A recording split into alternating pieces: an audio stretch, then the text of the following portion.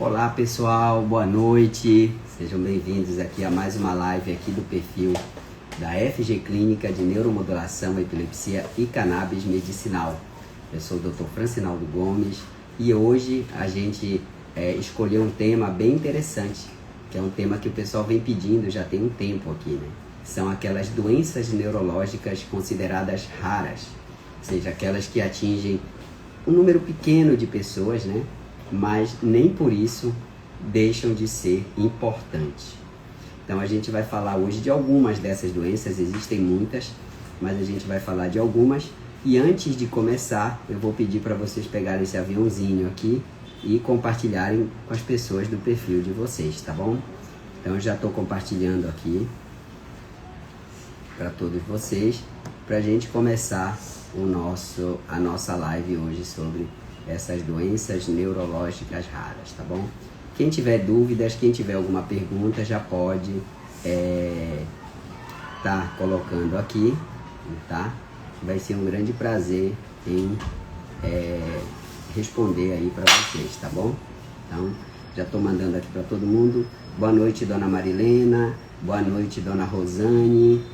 Boa noite, Mari. Boa noite, Pedro. Todos que estão aqui já. E vamos falar do seu Elber. Oi, seu Elber, boa noite. Tudo bom? Semana que vem aí vai ser a cirurgia do seu Jocely, viu? Então já tá tudo aqui organizado aí para recebê-lo, tá? Então hoje a gente vai falar sobre essas doenças neurológicas raras. Vejam, grande parte dessas doenças, pessoal, acometem poucas pessoas, por isso que elas são chamadas de raras, e grande parte delas acomete muito crianças. Dificilmente você vai ver um adulto com uma doença neurológica rara, tá? Até porque grande parte dessas doenças, né, acaba que a criança muitas vezes não consegue chegar na idade adulta. Então por isso que dificilmente você vai ver um adulto com uma doença neurológica rara, tá? E existem várias, dos mais diversos tipos que vocês possam imaginar. E eu selecionei algumas aqui para falar para vocês. Quem tiver dúvida, pode colocar aqui que eu respondo para vocês, tá? Bom, a primeira delas que eu selecionei é a Síndrome de Guillain-Barré. Alguém aqui já ouviu falar nessa síndrome? Síndrome de Guillain-Barré. Esse é o nome, tá?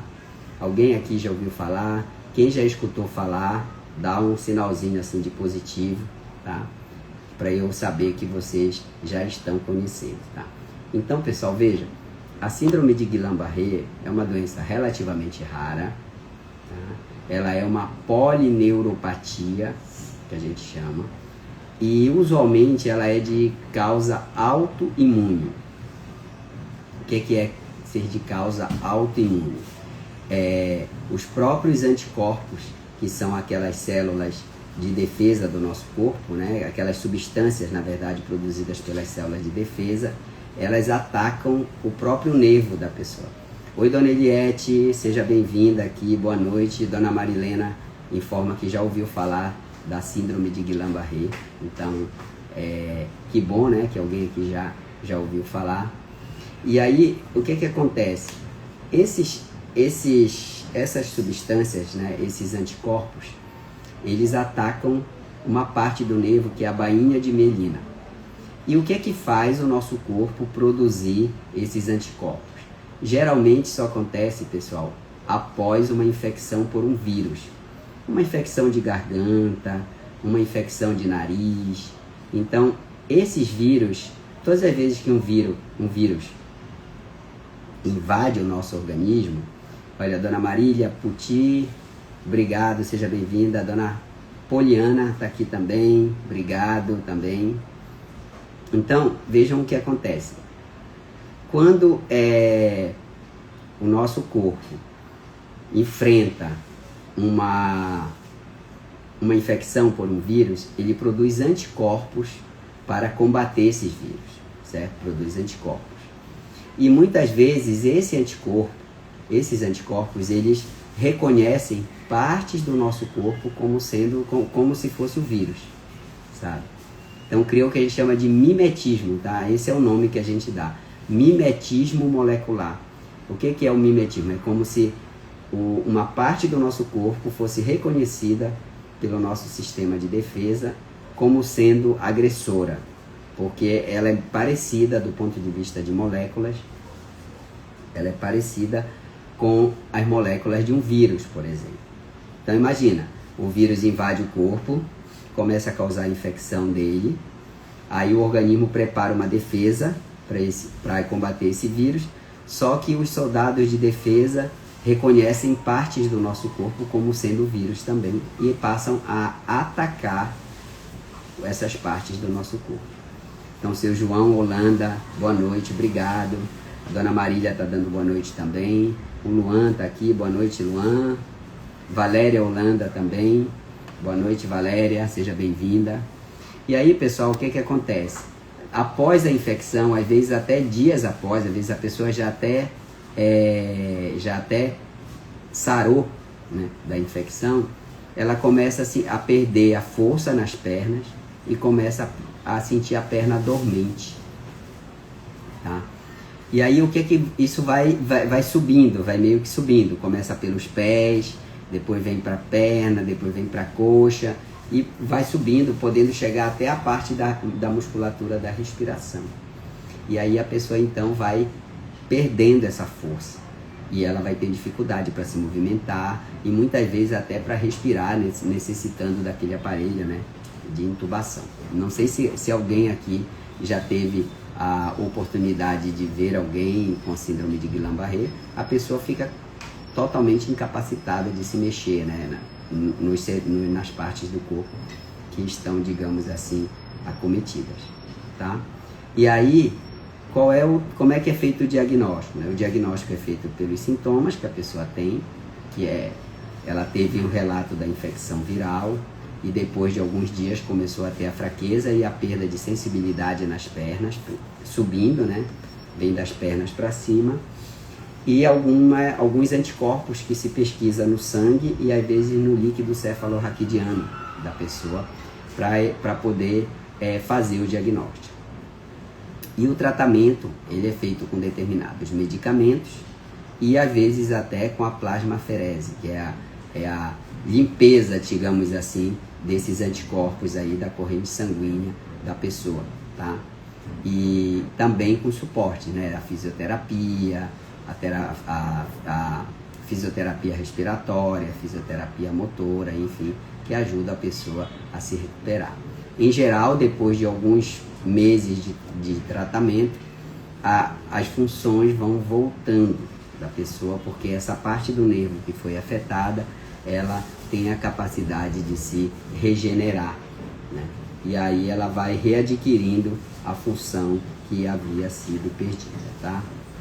Mas existem casos em que ela não só não melhora, como muitas vezes até fica, digamos assim, permanente para a pessoa, impondo grandes dificuldades aí para a pessoa que teve a doença, tá? Então, síndrome de Guillain-Barré é isso, tá? Agora, tem uma outra doença que é importante também vocês conhecerem, que é também considerada uma doença neurológica rara e que ela afeta principalmente a motricidade da pessoa, tá? Essa doença, ela tem a sigla de ELA, E-L-A, que significa esclerose lateral amiotrófica. Esse é o nome dela, esclerose lateral amiotrófica. Ela é uma doença também rara e ela vai acometendo apenas os nervos motores, né? Nesse tipo, vejam que na síndrome de Guillain-Barré, a pessoa tem alteração na sensibilidade e também na motricidade. No caso da esclerose lateral amiotrófica, a pessoa só tem alteração na motricidade, a sensibilidade dela é totalmente preservada. E na esclerose lateral amiotrófica, a pessoa também vai perdendo a força, gradualmente vai perdendo a força dos músculos, mas os músculos vão ficando endurecidos, né? Vai surgindo o que a gente chama de espasticidade. E também os reflexos da pessoa ficam exaltados, né? Quando a gente pesquisa o reflexo, a gente vê que eles estão muito aumentados e surgem os movimentos no músculo que a gente chama de fasciculação. É como se os músculos ficassem se movimentando sozinhos, assim. Isso é visível, a gente consegue ver, ou às vezes se bater com o martelinho a gente percebe que o músculo começa a se contrair sozinho. E às vezes essa fasciculação aparece perdão, na língua da pessoa. Então às vezes aparece na língua. A língua fica como se fosse, se estivesse se movimentando, se contraindo sozinho, tá? É uma doença degenerativa também, é genética, e ela vai evoluindo, evoluindo, evoluindo. Com o tempo ela vai paralisando todas as musculaturas do corpo, as musculaturas voluntárias, né? E a pessoa vai ficando restrita a uma cadeira de rodas ou uma maca. E esse é um caso bem conhecido por causa do Stephen Hawking, né? Que era talvez o maior físico, né? Que teve depois de Albert Einstein, e que ele teve essa doença, e mesmo totalmente restrito a uma cadeira de rodas, ele conseguia expressar suas ideias usando um sistema de fala, usando como se fosse um computador, para escrever as coisas dele, para falar e para ele se comunicar, tá? Tem até um filme a respeito da vida do Stephen Hawking, que vale a pena vocês assistirem, tá? Deixa eu ver aqui qual é o nome do filme. Filme Stephen Hawking. Deixa eu ver como é o nome. A Teoria de Tudo. É um filme de 2014. Quem quiser pode assistir aí, é bem interessante, tá? Existe tratamento, pelo menos na fase inicial, tá? Com medicamento chamado Riluzol, tá? Que inclusive é disponibilizado no SUS.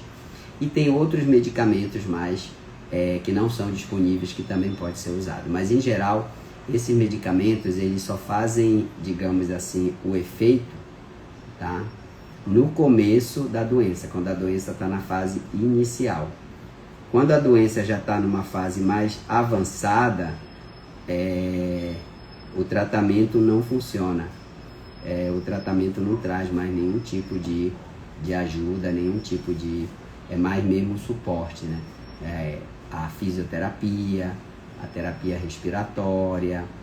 Às vezes, para se alimentar, a pessoa precisa de sonda ou de gastrostomia.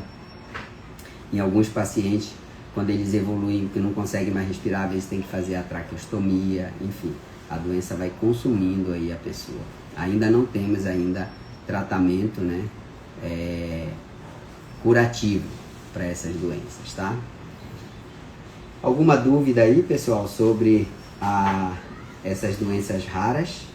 Alguma dúvida? Alguém quer fazer alguma pergunta? Alguém conhece alguma doença rara e gostaria que a gente falasse aqui? Bom, tem outras que eu separei aqui, tá? Que uma delas chama Síndrome de Rett. Alguém aqui já ouviu falar da Síndrome de Rett? A Síndrome de Rett, com 2 T's, R-E-T-T, ela é uma doença genética, hereditária, né, costuma ser, e que é raro e que ela afeta o neurodesenvolvimento de uma forma geral. E ela é quase que exclusiva das pessoas do sexo feminino, porque o gene que causa essa alteração, que é o gene MECP2,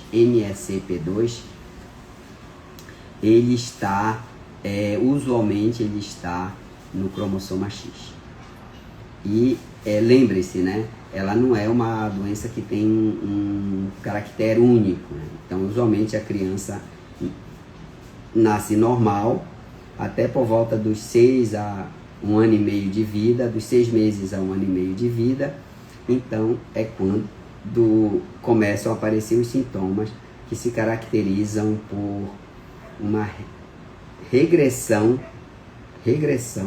bem importante do desenvolvimento. Então, a criança começa a regredir o comportamento dela. Ela começa a desaprender as coisas que ela sabia.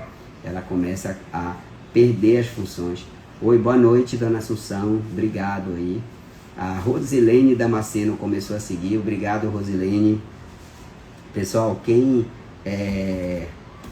ainda não segue o perfil, eu vou pedir que siga, tá? para vocês estarem recebendo conteúdo cada vez maior. Então hoje, pessoal, na live eu estou falando sobre as doenças neurológicas consideradas raras. Então eu já falei aqui da síndrome de Guillain-Barré, já falei da esclerose lateral amiotrófica e agora eu estou falando da síndrome de Rett, tá? Síndrome de Rett. E aí então a criança começa a ter uma série de alterações no comportamento, ela começa a ter, pode ter crise convulsiva. Eu inclusive tenho algumas crianças que têm síndrome de Rett, algumas meninas, que eu trato da parte da epilepsia delas, tá? A pessoa também pode ter dificuldade, a criança pode ter dificuldade para caminhar, dificuldade para respirar, enfim, uma série de dificuldades que podem surgir aí na criança que tem esta síndrome de Rett. Ela ainda não tem cura, tá? Mas tem tratamento sendo pesquisados, inclusive alguns aí já disponíveis para uso, tá? Que ajudam a, digamos assim, amenizar os efeitos deletérios dessa alteração genética nas crianças com síndrome de Rett, tá bom? E aí eu aproveito aqui para indicar para vocês seguirem o Instagram, que eu vou até colocar aqui, que é AbretBR, tá? Que é AbretBR, que é Abret_BR, eu acho. Eu vou pesquisar aqui e vou colocar aqui no final. Abret, Associação Brasileira das portadoras, né, da criança portadora de síndrome de Rett. Eu acho que é esse aqui, ó, BR. Inclusive eu já tive a oportunidade de fazer uma live aqui com uma mãe Rett, né, que a gente fala, mãe Rett, que é a mãe de uma criança que tem síndrome de Rett, e ela faz parte da associação, e foi muito legal mesmo a live, a gente entender um pouco mais sobre essa doença que afeta as meninas principalmente, tá? Então, AbretBR, sigam aí o perfil, comentem e aprendam mais sobre essa doença, tá bom?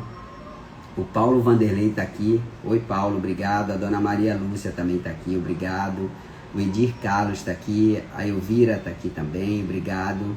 Então, sejam todos muito bem-vindos aqui à nossa live, onde a gente está falando de doenças neurológicas raras. E aqui, a Valéria Holanda, então, perguntou sobre a malformação de Chiari. Tá? Oi, seu Paulo. Boa noite, seja bem-vindo, tá? Sobre a malformação de Chiari. Então, a malformação de Chiari, ela é uma malformação, como o próprio nome diz, que atinge essa parte de trás aqui da cabeça, né? Em que esse órgão que tem nessa região, que é o cerebelo, tá? Que é o cerebelo, ele acaba meio que, digamos assim, descendo, tá? Porque o espaço para ele fica pequeno, ele acaba descendo, e quando ele desce, uma parte dele chamada amígdala, que não tem nada a ver com a amígdala da garganta, é outra amígdala, ela comprime a região da medula espinhal da pessoa, porque os dois estão ali muito parecidos. Eu vou até ver uma foto aqui para vocês, eu acho que vai ficar legal. Deixa eu só pegar aqui uma foto de Chiari. Deixa eu só pegar aqui uma foto, que aí eu consigo mostrar para vocês melhor isso aqui, ó. É essa aqui, ó. Eu vou até ter uma fotozinha legal aqui, eu vou pegar aqui para mostrar aqui para vocês. Essa malformação de Chiari, ela pode acometer algumas pessoas, geralmente pessoas de determinada origem, né? Aqui no Brasil, ela é muito comum nas pessoas da região Nordeste, principalmente por conta do tipo de colonização que houve lá dos holandeses. Então, olha, essa aqui, ó. O que acontece? Essa parte aqui do cérebro, aqui, ó, chamada cerebelo, o espaço onde ele tem que fica muito pequeno, então uma parte dele desce, que é a parte das amígdalas, que a gente chama, e comprime aqui a medula, que é a medula que traz a informação do cérebro para o corpo e do corpo para o cérebro. Então essa compressão aqui faz com que a medula da pessoa comece a funcionar de forma deficitária, né? Então a pessoa tem muita dor de cabeça, depois ela começa a perder a força das mãos, perder a sensibilidade, Depois ela começa a apresentar alterações no equilíbrio, na coordenação motora e por aí vai. Vão surgindo esses sintomas aí que vão atrapalhando em muito a vida das pessoas. E às vezes essa compressão na medula fica tão grande que até uma cavidade se forma dentro da medula, né, que a gente chama de siringomelia. Esse é o nome. E essa cavidade também pode prejudicar muito. Deixa eu só ajeitar aqui que a coisa ficou meio torto. Olha, o pessoal chegando agora aqui na live. A Mariela Neurofuncional. Oi, Mariela. Seja bem-vinda, doutora. Dona Socorro Coutinho. Um abraço aí pra Saara, viu? Essa semana aí, a gente já vai se ver aí. Obrigado. Silva Quadro, seu João Júnior, seu Paulo Vanderlei começou a seguir aqui, obrigado, seu Paulo. Silmara Souza, do Carmo Machado também, obrigado a todos vocês aí por estarem seguindo. E pessoal, a Gilmara Andrade Hertel, o seu Gilmar, oi seu Gilmar, tudo bem aí com o senhor, tranquilo? Seu Gilmar, essa semana vamos conversar aí, né, que tá tudo certo aí pro seu procedimento na sexta-feira, tá? Mas aí a gente conversa mais essa semana aí, eu vou fazer uma chamada aí com o senhor, tá? A Fabíola vai entrar em contato aí em breve, tá? Tudo certo. Seu Gilmar Andrade. Seu Gilmar, o senhor já tá seguindo aqui o perfil? Se o senhor ainda não tá seguindo, eu peço que o senhor siga, tá bom? A Carolina Robert também, R. Robert, Dona Maria Lúcia, é a esposa do seu Belo. Boa noite, sejam bem-vindos. O seu Raimundo Erivan tá mandando um abraço, obrigado, seu Raimundo. Então, pessoal, veja o que acontece. Esse cerebelo desce e comprime a medula. Então, existe cirurgia, tá, Valéria, para tratar a malformação de Chiari, tá? E essa é um procedimento cirúrgico que consiste em aumentar aquele espaço ali que está reduzido para poder acomodar o cerebelo, tá? Então, esse espaço aí que está reduzido, existe uma cirurgia que se faz que visa aumentar esse espaço e com isso tirar essa compressão aí que essa estrutura provoca na região da medula espinhal, tá bom? Então, bem interessante aí conhecer essas doenças, tá? A outra, e acredito que é a última que a gente vai falar, não sei que tenha mais alguma pergunta. Olha, Lília Brasil Souza, obrigado, Lília. É a síndrome de Dravet. Aliás, a gente fala muito na síndrome de Dravet, pessoal, quando a gente fala de cannabis, né? Porque das 3 doenças que tem epilepsia, que tem indicação, né, para o uso de cannabis, a síndrome de Dravet é uma delas. A Isabela Aguiar também está aqui. Pessoal, quem não segue o perfil, eu vou pedir para seguir, tá? Para a gente trazer bastante pessoas aqui para as nossas lives e transmitir esse conhecimento para vocês. Então, a síndrome de Dravet, ela é uma doença, né, chamada de encefalopatia epilética rara e grave, tá? Costuma começar na infância, tá? E ela se caracteriza por crises frequentes, quer dizer, que as crianças têm inúmeras crises ao dia, crises que duram muito tempo, crises prolongadas e refratárias ao tratamento medicamentoso. Então repare, a criança nasce usualmente normal e depois, entre os 4 a 12 meses de vida, começa a ter crises, muitas mesmo, e crises que, sim, se prolongam por muito tempo, tá? Existe uma alteração em um dos canais iônicos do neurônio dessas crianças que provoca aí a síndrome de Dravet, tá? E as primeiras crises costumam ocorrer na presença de febre. Então, sempre que alguma criança tem uma crise com febre, é claro, né? A gente não vai logo suspeitar que ela tem a síndrome de Dravet. Mas se essas crises começam a se repetir, começam a se prolongar muito e começam a alterar o desenvolvimento da criança, então isso é um indicativo de que pode ser uma outra doença, né? E não somente aquela crise febril benigna, né? Que a gente costuma falar aqui bastante. Olha, Kênia Stanislau está aqui. Kênia, seja bem-vinda. Se você ainda não segue o perfil, eu vou pedir para seguir, tá? Para a gente poder, você poder receber os conteúdos, tá? Então, a síndrome de Dravet acomete muitas crianças, né? E ela é uma doença rara que cursa com epilepsia, tá? Em geral, as crianças usam muitos medicamentos para ajudar no controle das crises, e em algumas crianças pode ser necessário o uso do canabidiol, tá? Canabidiol para ajudar a melhorar as crises e a melhorar também a qualidade de vida das pessoas, tá bom?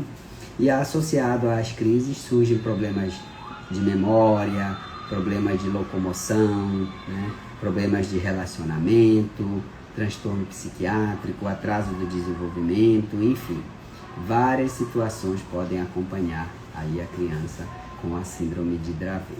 Então, vale a pena uma investigação diagnóstica criteriosa para poder fazer o diagnóstico e diagnosticar, né, e fazer o tratamento aí o quanto antes, tá bom? Pessoal, tem alguma doença neurológica rara que vocês gostariam de ouvir? Olha, a Dona Antônia acabou de entrar aqui, um abraço lá pro pessoal de Benevides, a Ana Meuri também está aqui, a Iviana também está aqui, e vamos falar um pouquinho mais. Tem alguma doença que vocês queiram ouvir, doença neurológica rara? Vamos falar aqui um pouco da atrofia muscular espinhal, para a gente poder finalizar. A atrofia muscular espinhal também é uma doença considerada rara, tá? Ela atinge cerca de 1/6 a 1 a 10 mil nascidos vivos, e ela é uma doença genética, tá? Causada por uma alteração no cromossoma, no gene SMN1, tá? SMN1.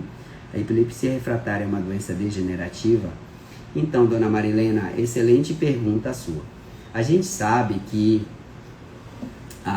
as crises de epilepsia provocam a morte dos neurônios, tá? Eles podem levar à morte dos neurônios.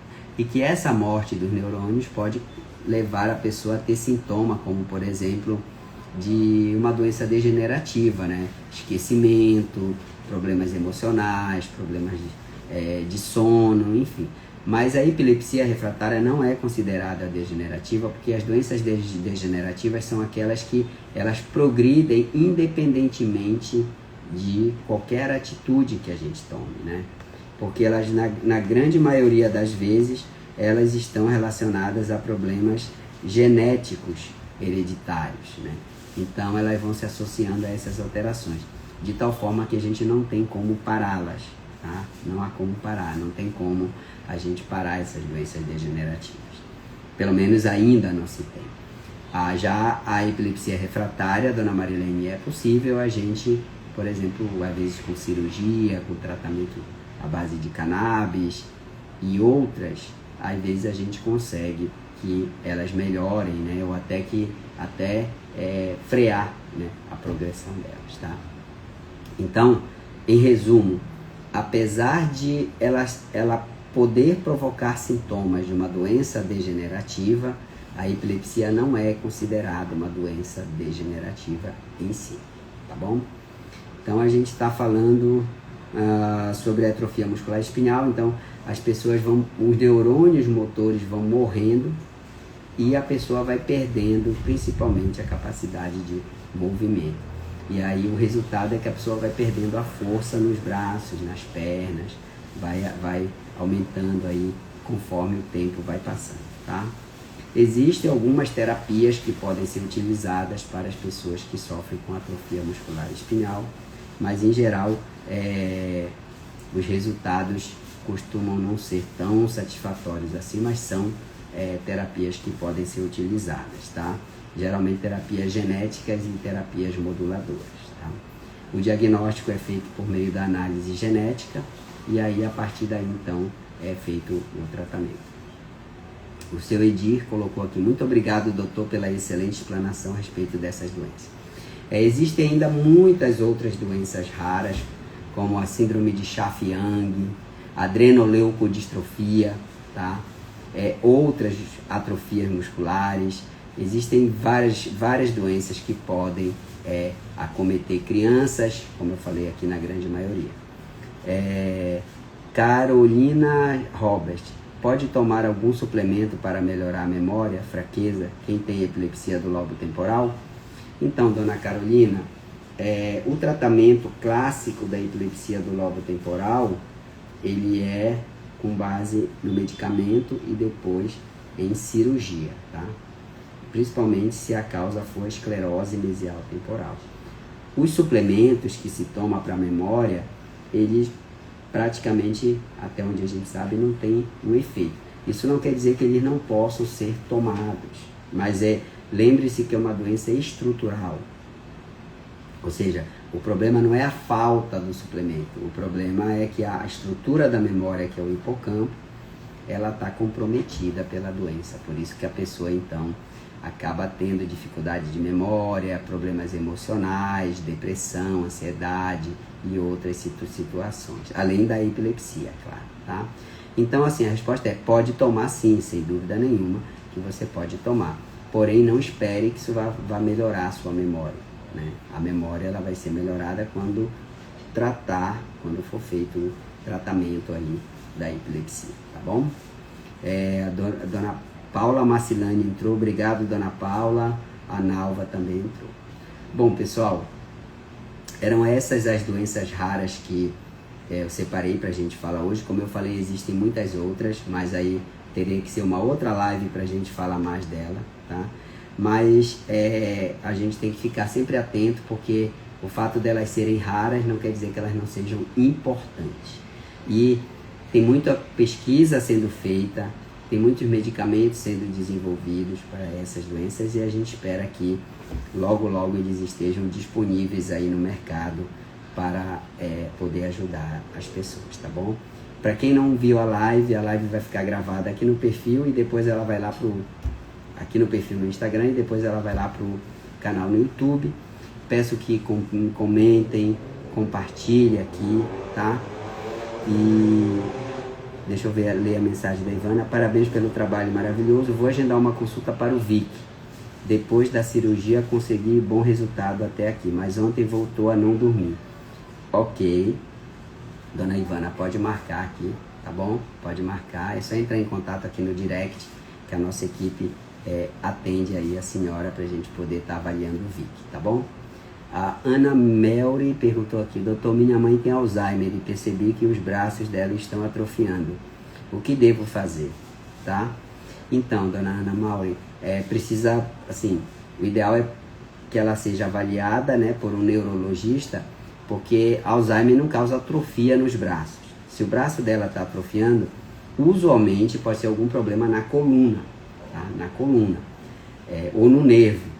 Então, precisa fazer uma investigação aí, talvez com ressonância magnética e uma eletroneuromiografia, para poder descobrir o porquê que o braço dela está atrofiando, tá bom? E a dona Viviane Batista perguntou se a mioclonia é uma crise epilética, né? Então, existem crises epiléticas que se manifestam com mioclonia, tá?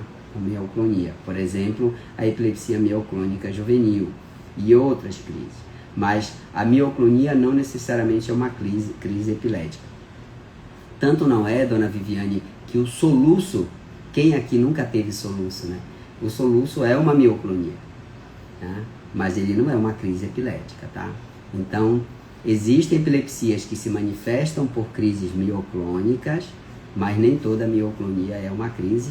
Exemplo, inclusive algumas são fisiológicas, como por exemplo o soluço, né? O soluço, quando você se alimenta de uma forma às vezes muito rápida, né? Engole rapidamente o medicamento, o alimento, pode dar essa mioclonia, que é uma mioclonia do músculo diafragma, desse nosso músculo aqui da respiração, tá bom? Se tem possibilidade de não tomar mais medicamento, a dona Antônia está perguntando. Sim, dependendo da doença, né? Então, às vezes, algumas epilepsias, às vezes a gente consegue que a pessoa não precise mais tomar medicamento, tá, dona Antônia? Mas depende muito de cada caso. Aí a dona Lília Brasil coloca que as lives são sempre esclarecedoras em aprendizado. Parabéns, obrigado. Essa é a nossa missão aqui. E eu vi aqui também que a Kênia Stanislau está seguindo o perfil, então quero convidar todos que ainda não estão seguindo para seguirem o perfil, tá?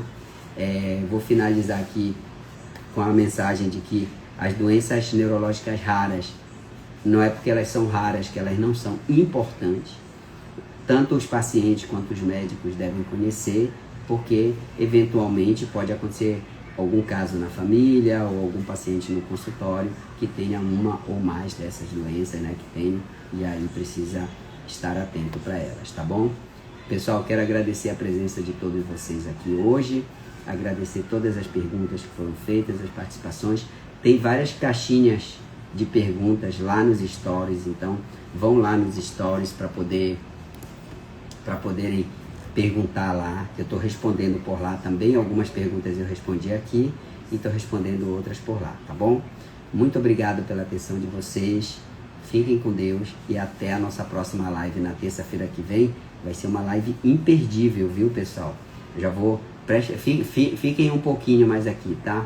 O que acontece? Eu vou falar com a família de um paciente que foi operado quando ele tinha 7 anos de epilepsia, tá?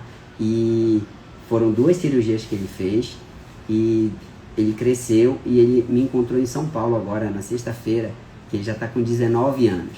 E ele virou músico, né? Flautista. Ele toca flauta, toca saxofone. Vocês vão conhecer o Samuel Blois e a família dele. E eles estão participando de programas, estão cantando músicas muito bonitas, inclusive louvores para quem gosta. E eles vão estar aqui com a gente na live da próxima terça-feira, dia 9 de dezembro, tá bom? Então quero todos vocês aqui, vai ser uma live imperdível, tá? Com a família do Samuel, vocês vão adorar, tá bom? Obrigado a todos. Eu vi aqui também que a Viviane começou a seguir, obrigado Viviane, e até a nossa próxima live. Eu vou deixar os stories aqui e a live vai ficar gravada aqui no perfil, tá? Um abraço e uma ótima noite a todos. Tchau, tchau.